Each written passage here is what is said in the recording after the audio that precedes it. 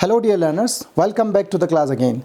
In today's English lecture, we are going through a very beautiful yet a very powerful poem from your class 10th English textbook, The First Flight. The poem is titled as For in Gregory. Now as usual, before going through the poem, before going through its explanation, it is important to know a little bit about the writer's background and what are his contributions in the field of literature.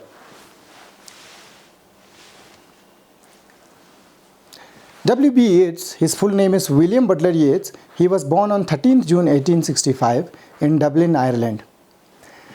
Now his life is a story of personal passion with national pride, spirituality with poetry, and sensitivity with intellectual curiosity.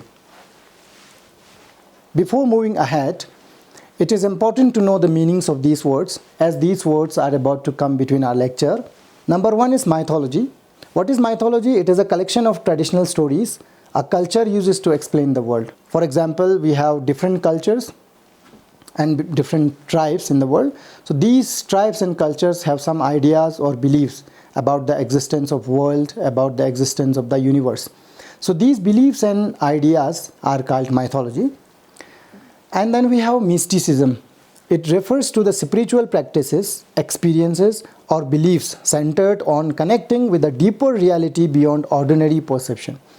Now, if you want to make a personal connection with the divine through magic or some other medium, that particular practice is called mysticism. And we have folklore, refers to the traditional stories, customs, beliefs and practices, and artistic expressions. We have folk songs, traditional things, so many things, stories, etc. So these comes under the category of folklore. William Butler Yeats is considered one of the greatest poets in modern English literature. He has played a great role in the revival of Irish literature and culture during the late 19th and early 20th centuries. Now he belonged to a family of artists. His father, John Butler Yeats, was a painter, and his mother, Susan Yeats, was also an artist. This artistic environment nurtured Yeats' early love for poetry and creativity, which can be seen in his literary works. Now there are two pictures on the screen you can see. One picture is representing mythology, then another one is representing mysticism. Why I am showing these pictures to you and why I am repeating these words, mythology and mysticism, folklore, etc. Because the poet which is being discussed in today's class, William Butler Yeats, from a very young age he had interest in mythology, mysticism and folklores, etc. Therefore he had joined very strange societies of that time, like Order of Golden Dawn. It is a secret society focused on occultism, ceremonial magic, alchemy and mysticism, etc. Now if we talk about some of his achievements, we come to know that he has played an instrumental role in establishing the Irish literary theatre, which later became Abbey Theatre. You can see the picture. This is the real building where Abbey Theatre was established. Now Yeats was not only a poet, he was a playwright, he was a theatre producer, and he was a politician sometimes also. In the year 1923, he was given the Nobel Prize for his inspired poetry in the field of literature. Now it is important to mention here that one of the great Indian writer, Rabindranath Tagore, also got Nobel Prize in the field of literature for his book Gitanjali. Now it is said that the introductory part of the book Gitanjali was helped a lot by William Butler Yeats. Yeats' works are spread throughout a wide range of genres, from poems to plays, from essays to letters, etc. If we talk about some of the important poems written or composed by William Butler Yeats, then this is a list. I have brought 5 important poems. Number 1 is The Lake Isle of Innisfree. It is a very beautiful nature poem. I hope you might have gone through this poem, as it is already given in your class 9th CBSE English textbook. The poet goes to a beautiful place called Innisfree, and there is a beautiful lake also. He recalls the memories of his mother and his childhood days. And the second one is When You Are Old, and third one is He Wishes for the Clothes of Heaven. Now these two poems are love poems. You can see love as the dominant theme in these poems. And the fourth one is The Second Coming. And the fifth one is obviously today's poem, and Gregory, which is being discussed in the class. If we look at the general themes in the poetry of William Butler Yeats, then there is always complex emotions like love, loss, despair, etc.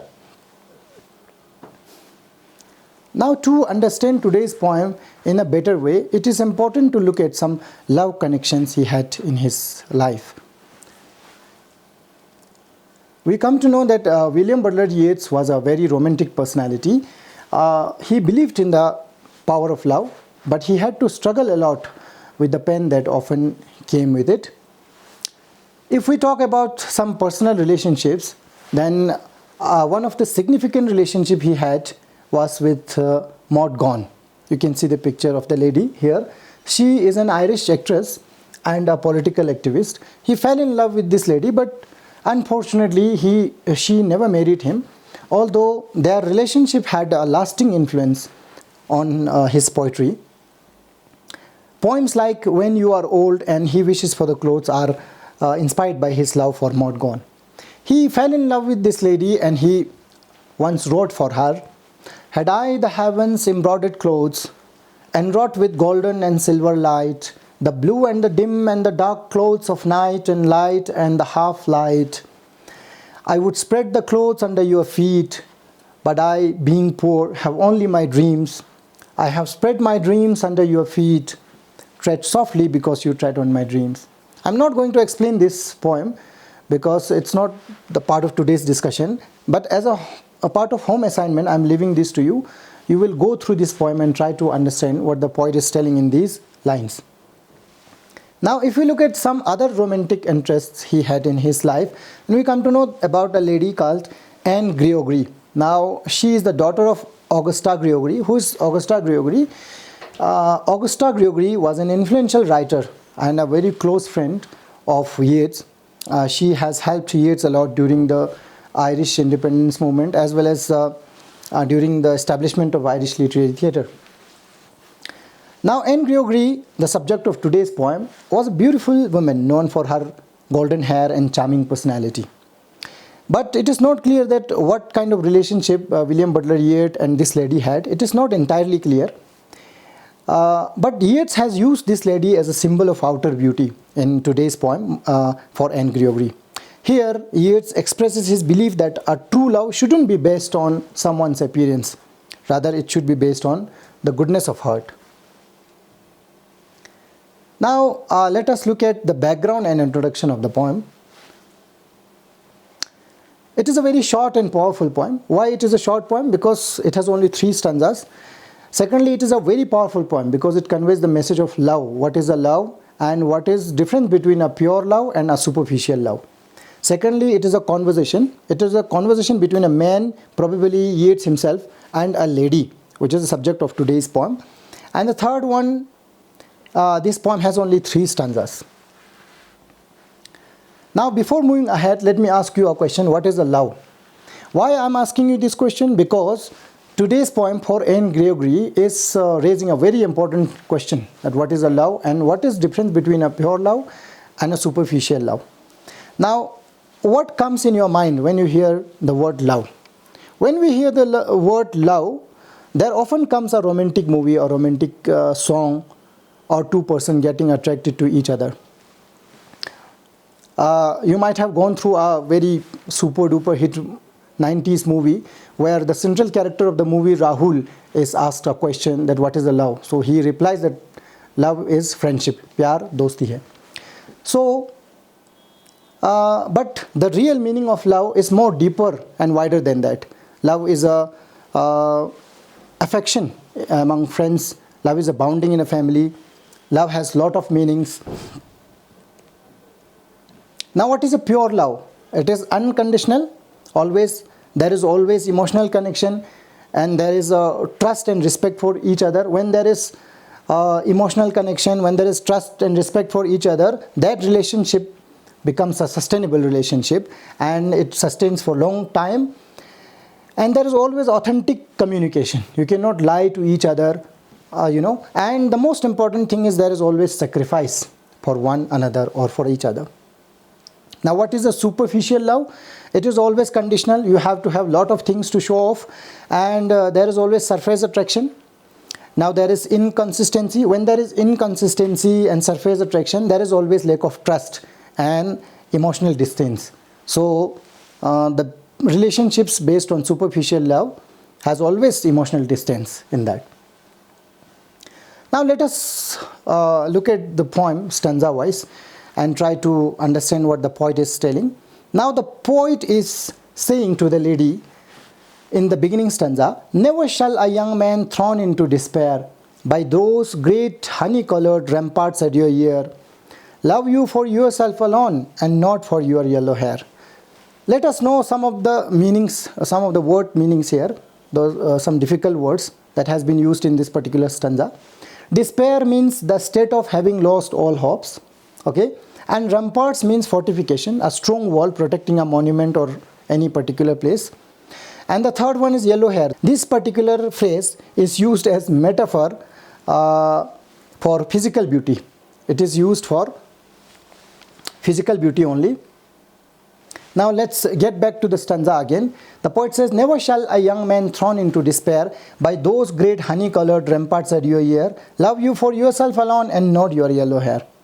Now the poet is saying, no one will love you for yourself, for who you are. No one will fall in love with your true identity. They will never be able to know your inner personality, because people will fall in love with your yellow hair. So your hair is so beautiful, so people will love your hair because that is so beautiful. Therefore, they will not be able to know what kind of person you are from inside. So in reply to this, Anne Gregory replies, very humorously she replies, she says that, "But I can get a hair dye and set such color there, brown or black or carrot, that young men in despair may love me for myself alone and not my yellow hair." She's saying that if my yellow hair is becoming an obstacle between my admirer and my true identity, then I can change the color of my hair. I can put black, brown or any other color on my hair so that my admirer or the people who are coming to love me, they'll be forced to love my true identity. Okay, so she is replying in a very humorous way that she can change her outer beauty. Then in the third stanza, concluding the poem, the poet brings a message from a holy person in the argument, and he says that, "I heard an old religious man but yesternight declare that he had found a text to prove that only God, my dear, could love you for yourself alone and not your yellow hair." Now the poet is saying, but only God can love you for who you are. God can love human beings for who we are and how we are, because only God knows our true identity and inner personality. It is not in the capacity of human beings to know the inner qualities or personalities of other human beings, because these qualities are only associated with God. So God can only love you for your true self, and human beings cannot do that, because human beings are subject to falling for outer beauty only. So in this way the poet concludes the poem. So here we also will conclude the class. In the next lecture we shall meet again. Till then, goodbye. Thank you so much for listening and have a good time. Keep reading and keep learning. Thank you for watching. Don't forget to subscribe. Click the bell icon